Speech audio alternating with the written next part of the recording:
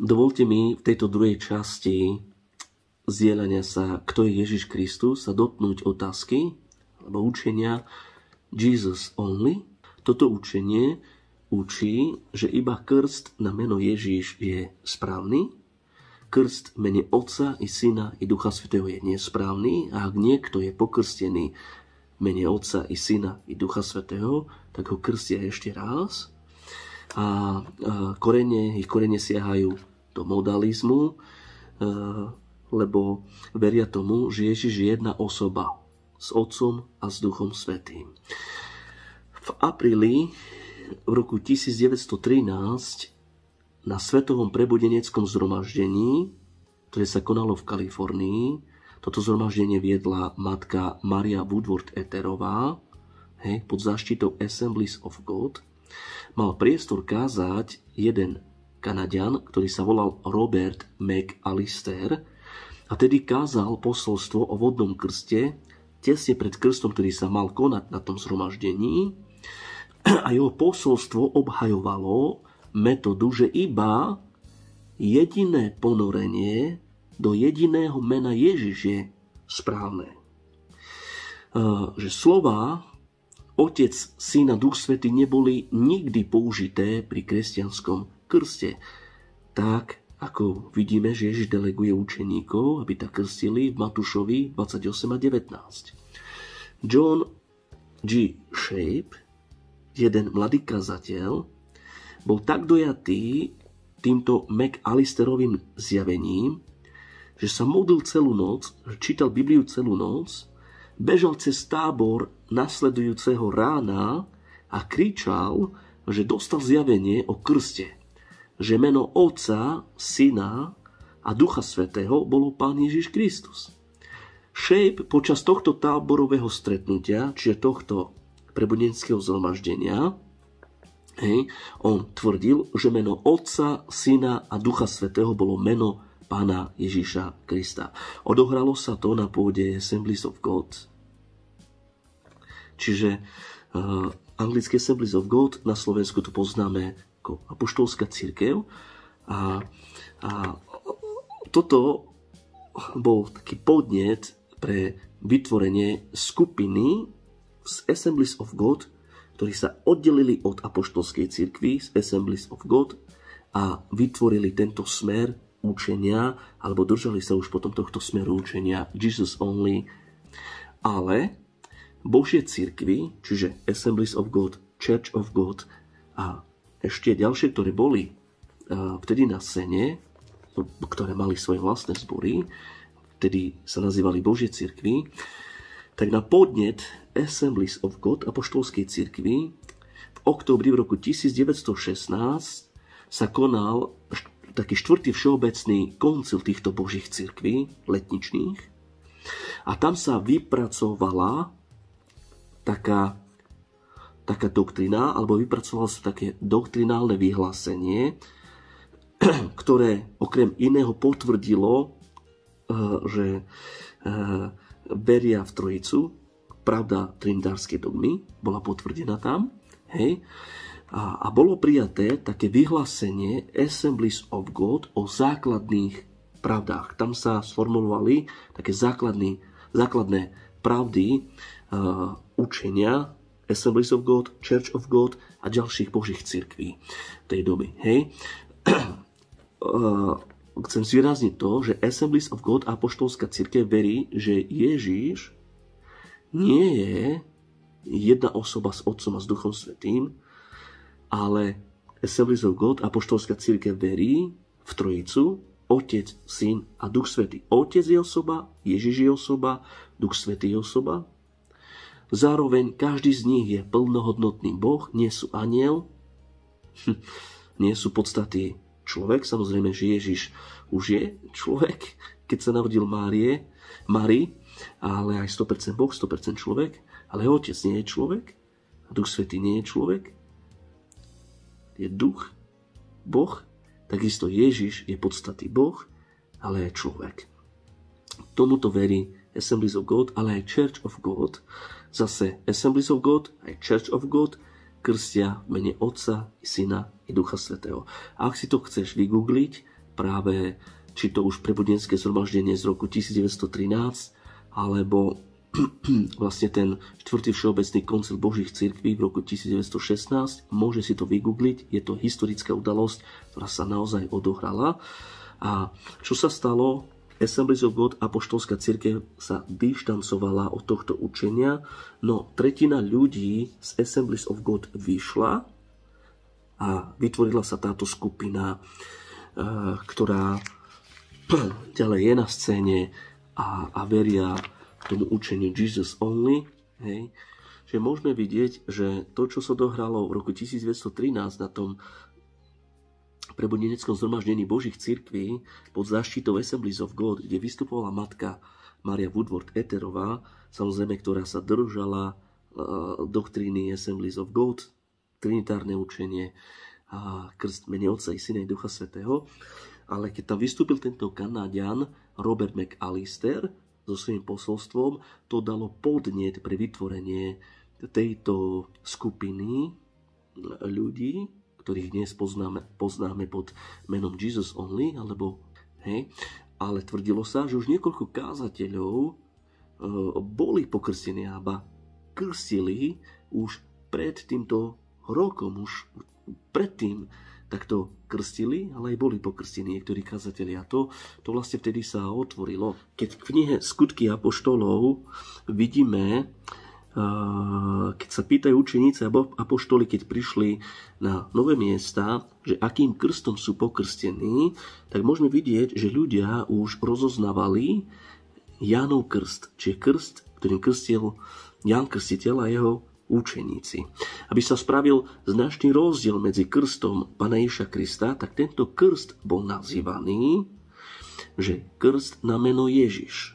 A to neznamená, že samotní učeníci krstili ponorením človeka do vody a vyrieknutím nad ním to, čo teraz citujem, že ja ťa krstím mene Ježiš. Takže verím tomu, že učeníci museli krstiť tak, ako im delegoval Pán Ježiš Kristus, čo je zaznačené v Matúšovi 28 vo verši 19. Ježiš hovorí, choďte teda, získavajte mi učeníkov vo všetkých národoch a krstite ich v mene Otca i Syna i Svätého Ducha. Verím, že apoštoli učeníci krstili práve takto, ale tento krst nazývali, že je to krst na meno Ježiš. Týmto chceli zvýrazniť, že keď sa takto pokrstíš, tak sa stáváš nasledovníkom a učeníkom Pána Ježiša Krista. Nie Židov, nie Jana Krstiteľa, ale učeníkom a nasledovateľom Pána Ježiša Krista.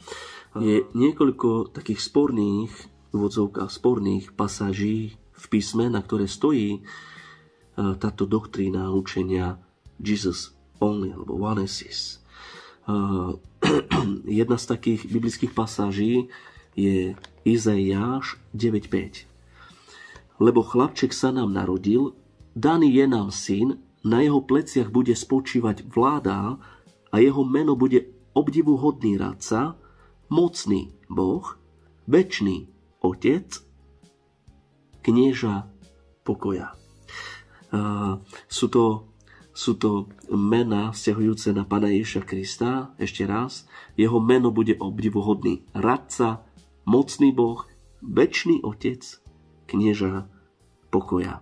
Chcem zvýrazniť to, že v tomto kontexte písma, keď Ježiš nazvaný večný Otec, tak je to hebrejský idiom. Čo znamená to idiom? Je to obrazné alebo expresívne slovné spojenie. Takýto idiom má aj slovenčina, ale na tomto mieste, keď je tento idiom hebrejský, večný Otec, to hovorí, že Ježiš je ako Otec večnosti. Chce povedať, že je vekom najstarší. Hej. Ináč potom niekto by mohol protestovať týmto, že dobre, ale Biblia hovorí, že Ježiš nazýva učeníkov, že dietky moje, poďte sa nájsť. A tak.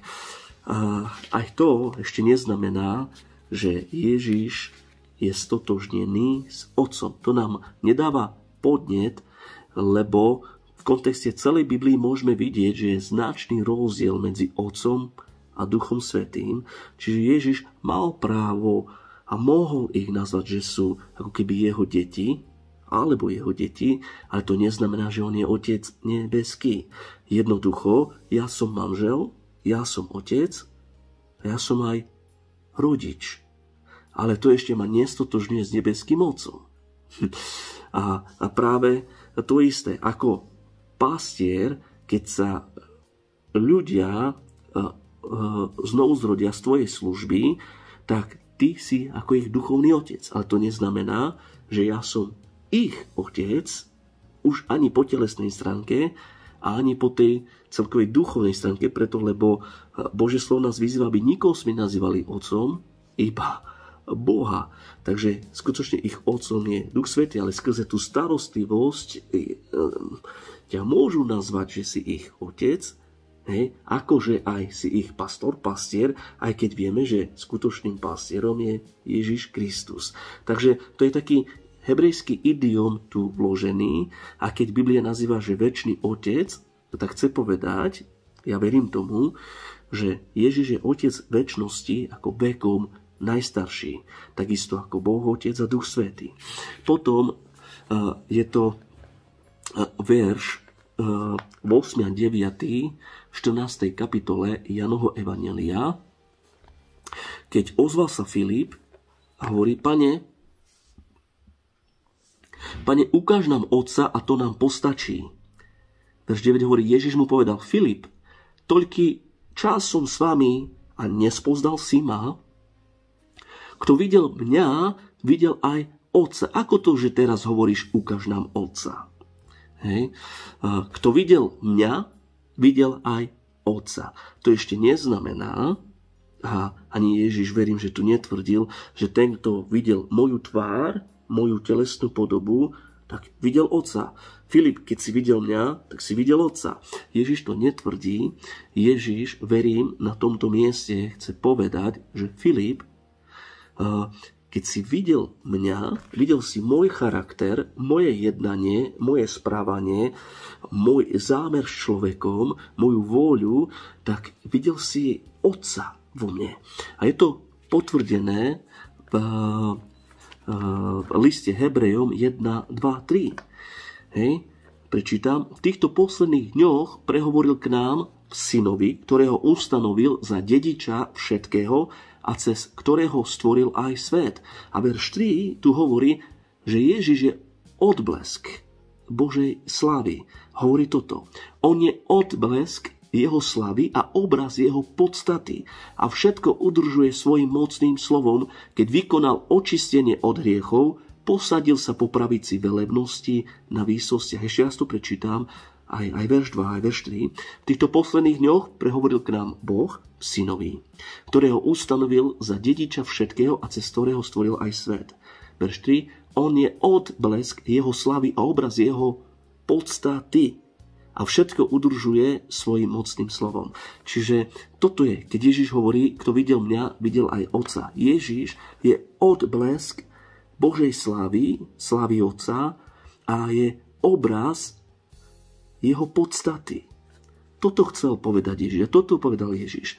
Filip, keď si videl mňa, tak si videl vo mne charakter Otca, jeho vôľu a jeho srdce.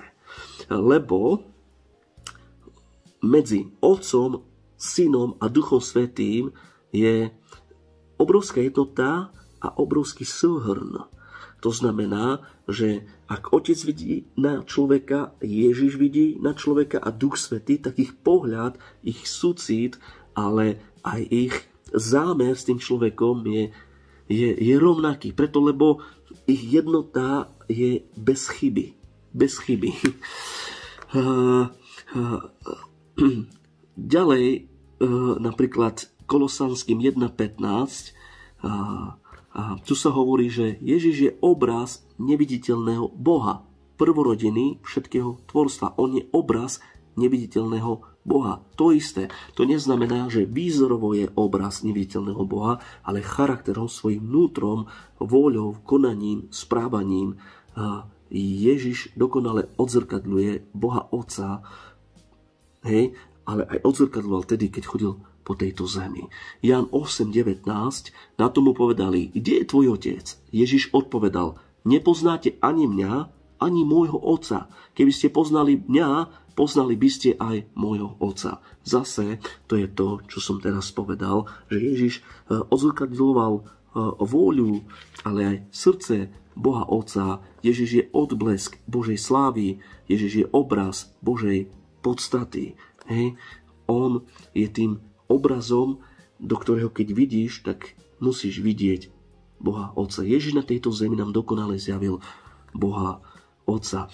Ďalší taký idiom, hebrejský idiom je napríklad v knihe Exodus, kapitola 33, verš 11.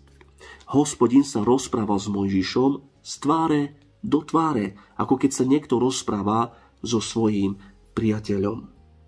A to neznamená, že Mojžiš v tom stane stretávania sa videl Boha z tváru do tváre a takto sa s ním rozprával. Ale Biblia, alebo tento hebrejský idiom nám chce povedať, že Mojžiš hovoril a Boh mu odpovedal. Boh hovoril a Mojžiš odpovedal. Že to nebolo tak, že teraz niečo Boh povedal k Mojžišovi a prešlo x mesiacov alebo rokov a vtedy Boh mu dal odpoveď alebo zase k nemu prerozprával. Ale bol to taký dialekt rozprávania na tom mieste, keď Mojžiš vošiel do stánku stretávania. A je to taký hebrejský idiom, keď tu Biblia píše, že Mojžiš sa rozprával s Bohom z tváre do tváre, píše Biblia. Takže chcem zvýrazniť to, že aj keď Biblia píše Elohim, je to hebrejský plurál, alebo to už môžeme vidieť, keď v Genesis Božie slovo hovorí, poďme, utvorme človeka na svoj obraz.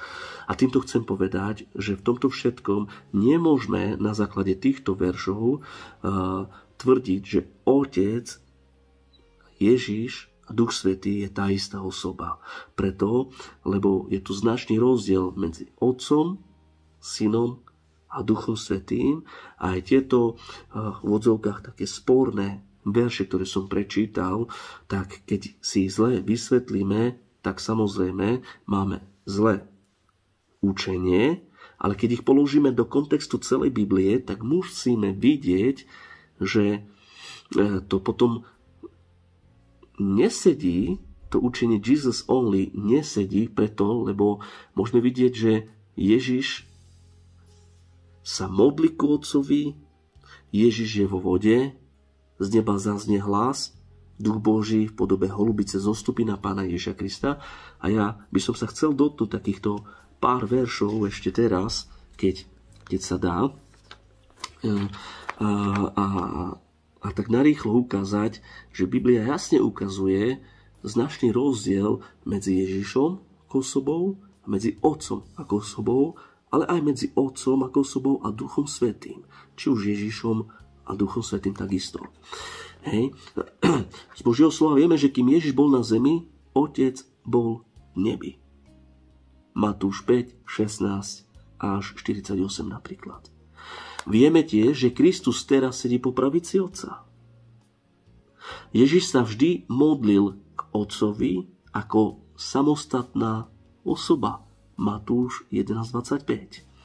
Aj Ježiš, aj Satan sa odvoláva na Boha. Hej?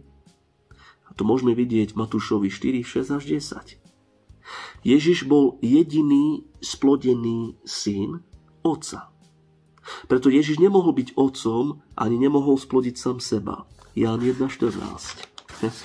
Ján 14.23. Ježiš mu odpovedal, ak ma niekto miluje, bude zachovávať moje slovo, a môj Otec ho bude milovať. Hej, ak mňa niekto miluje, aj môj Otec ho bude milovať. A prídeme, množné číslo, k nemu a urobíme si u neho príbytok. Urobíme si u neho príbytok. Zjavenie Jana 3.21. Toho, kto zvíťazí, posadím so mnou na svoj trón tak, ako som ja zvíťazil a zasadol som so svojím Otcom na jeho trón. Jan 14:26.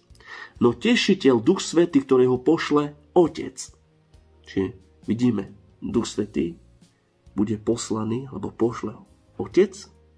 V mojom mene, hovorí Ježiš, ten vás naučí všetko a pripomenie vám všetko, čo som vám hovoril.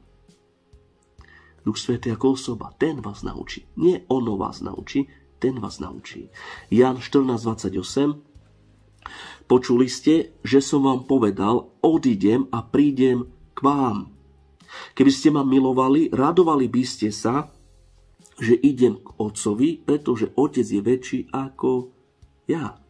Ježiš tiež v Biblii zvýraznil, že v dome môjho Otca je mnoho príbytkov.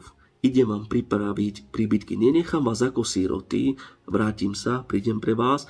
Hej, vlastne v tom kontexte celej Biblie to môžeme vidieť, ale Ježiš hovorí, že nechá vás ako siroty, ale posiela Ducha Svätého. Čiže bola doba, starý zákon, keď pôsobil Otec, môžeme vidieť doba Pána Ježiša Krista, keď sa narodil na túto zem Márii, a potom zomiera na kríži Golgoty, stáva z mŕtvych, po 40. dni jeho vystupovania vystúpil do neba k Otcovi a potom vidíme, že na 50. deň letní, zostupuje Duch Svätý. Ježiš je teraz po pravici Boha Otca. Na tejto zemi pôsobí a je Duch Svätý. Matúš 16:17. Ježiš mu odpovedal, blahoslavený si Šimon, syn Jonáša, lebo ti to nezjavilo telo a krv, ale môj Otec, ktorý je v nebesiach. Blahoslavený si Peter. Hej, nezjavilo ti to telo a krv, ale môj Otec, ktorý je v nebesiach. A teraz Ježiš je na zemi a rozpráva s Petrom. Môžeme vidieť, že Ježiš sa modlí v arcipastierskej modlitbe, že Oče, chcem, aby aj oni, tí, ktorí si mi dal, boli tam, kde som aj ja. Dáš mi slávu, ktorú som mal skôr u teba, než povstal tento svet. Hej. Takže môžeme vidieť, že Ježiš a Otec nemôžu byť tá istá osoba. Matúš 20:23. Odpovedal im, môj kalich síce budete piť, ale dať sedieť po mojej pravici alebo ľavici nie je mojou vecou. To dostanú tí, ktorým to pripravil môj Otec. Nie ja, ale môj Otec. Na kríži odznelo takisto. Otče, do tvojich rúk porúčam svojho ducha. Ježiš sa modlí v záhrade. Hej, Otče, ak je možné, vezmi odo mňa tento kalich. Na kríži Otec opustil Syna. A toto bol dôvod, prečo puklo srdce Pána Ježiša Krista. Nie preto, že na neho padli hriechy celého sveta, ale to, že tá jednota medzi Otcom a Synom kvôli hriechu celého sveta, Otec, pretože je svätý, opúšťa Syna a vtedy srdce Pána Ježiša Krista puklo. Viete, bratia a sestry, myslím si, že nedostatočne stále poznáme moc kríža, to, čo sa odohralo na kríži Golgoty. Keď ten rímsky vojak prebodol srdce Pána Ježiša Krista a z toho srdca vyšla voda a krv, tam muselo byť niečo,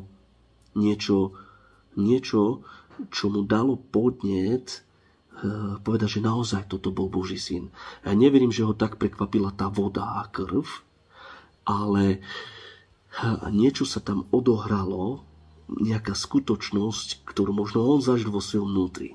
A verím, že srdce Pána Ježiša Krista nepuklo ani z bolesti, ani z trápenia, preto lebo keď Ježiš bol smedný, tak mu podávali ocot, čo v tej dobe bolo ako nejaké sedatíva, nejaké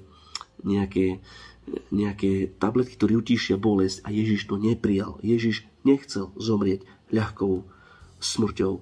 Ježiš nechcel, aby jeho bolesť bola utlmená. Tak verím tomu, že Ježiš nezomrel preto, že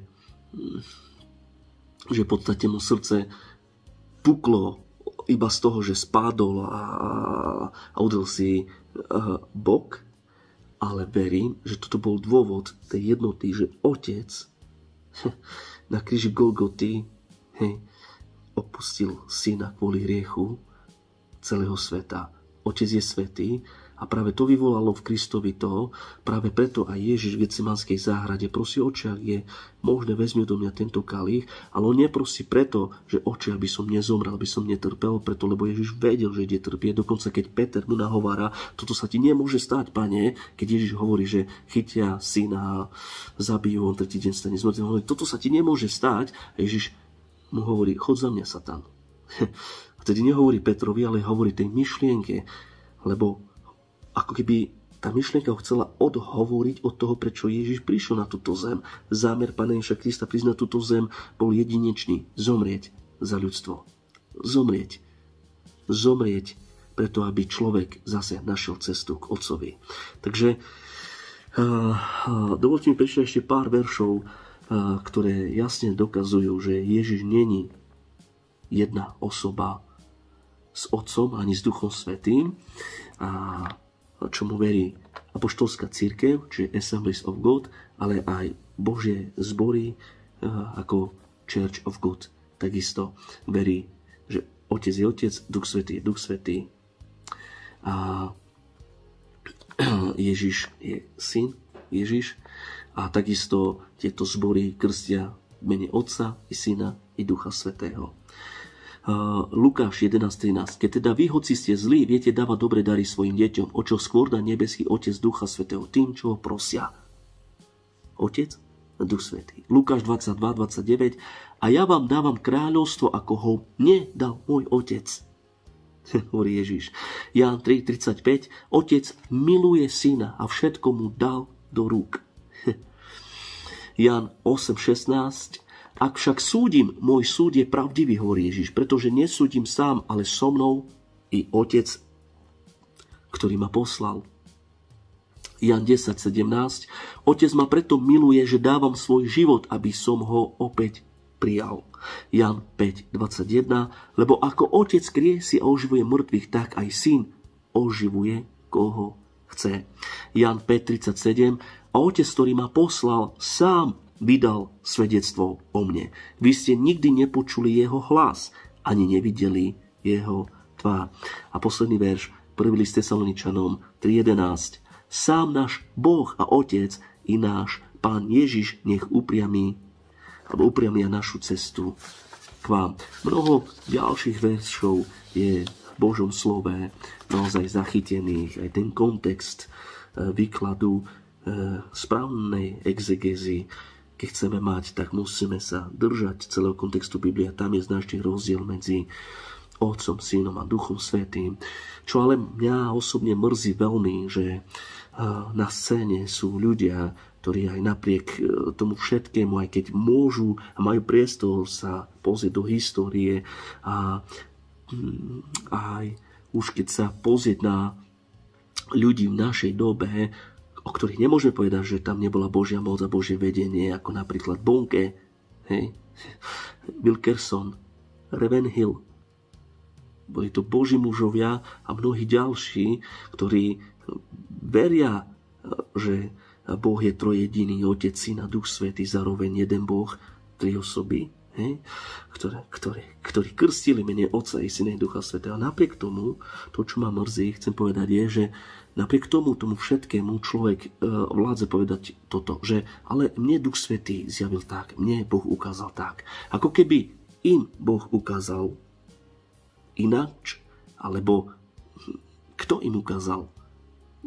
Démoni, Satan, a mne ukázal Boh správne. Viete, to je niečo, čo by nás malo viesť do pokory, do zamyslenia. Jak je možné, že títo ľudia, po ktorom boku vidím konať Boha, naozaj v ich živote a cez ich službu vidím konať Boha, Ducha Svätého, tak nedá sa, že oni blúdia a ja idem správne. Už toto by so mnou malo zatriasť. Samozrejme, aj napríklad Branham, on napísal takúto knihu o tom, čo práve teraz môžeme vidieť v tomto učení Jesus Only, a potom počas svojho života služby potom prijal, že je to zlé, a držal sa doktríny, že Otec, Syn a Duch Svätý, každý z nich osoba, tri osoby a zároveň jeden Boh, ale potom zase spadol do tohto učenia Jesus Only. Chcem povedať iba jednu vec.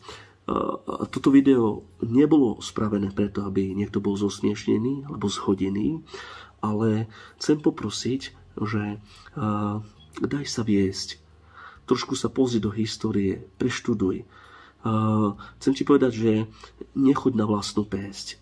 Je veľa ľudí, ktorí nemajú pastorov, idú sami na vlastnú pésť, či dobre, či zlé. Všetko nazvu tak, že Duch Svätý mi to zjavil, aj keď je to od Neho, zlé sa skúma, vedú ľudí do blúdu. Prosím, nerobme to. V našej rómskej komunite to neprináša ovocie, ale ani nikde inde. Buďme jednotní, držme sa naozaj Boha, držme sa pravdy, bojme sa hovoriť o Bohu, hoci čo. Prosím. Chcem ukončiť ešte týmto, že niekedy je taký sebaklam, keď sám človek seba klame. Hej. Ty a ja potrebujeme, aby sme boli účtovateľní, aby sme niekomu dávali účet. Nemôže byť niekto tvojim pastorom, ktorý ťa vidí raz do roka, ktorý nevidí do tvojho manželstva, ktorý ťa ustanovil do služby, po roku služby, aj keď nebol si dokázaný, neprešiel si nejakú školu a nič iné. Prosím vás, nevyhľadajte si iba nejakých pastorov, iba z dôvodu, aby vás ustanovili za pastorov a potom už s tými pastormi nemáte nič spoločné. Takto by nemalo byť, ani to není správne. Hej. Chcem vás povzbudiť, nájdete si dobré zbory, kde vy, aj keď už si pastor, ale ty, tvoja rodina, aj tvoja manželka, máte vlastných pastorov, máte ľudí okolo seba, s ktorými sa radíte, modlíte a zdieľate spoločenstvo. Hej, tak vám žehnám naozaj v mene Ježíš, aby pravda bola v našom rómskom národe uprostred nás Rómov a na záver ešte raz, aby sme sa dobre pochopili. Maria Woodward-Etterová, Assemblies of God, Church of God, neboli učenia Jesus only. Hej? Takže zdravo povedané, ani učenie alebo stupenci tohto učenia Jesus only sa nemôžu nazvať apoštolskou cirkvou Assemblies of God preto, lebo oni odišli z apoštolskej cirkvi, keď sa v roku 1916 zišli na tom všeobecnom koncile Božích cirkví a vypracovalo sa doktrinálne vyhlásenie, keď bolo prijaté vyhlásenie Assemblies of God o základných pravdách. Hej? Že vlastne to, čo bolo zdieľané, čomu veria Jesus only, tak oni to neprijali. Tak nech je požehnané meno Hospodinovou uprostred nášho rómskeho národa, bratia a sestry. A nech Božia pravda, Božia láska nás prevádza, aby sme žili v pravde, šírili pravdu v mene Ježiš. Amen.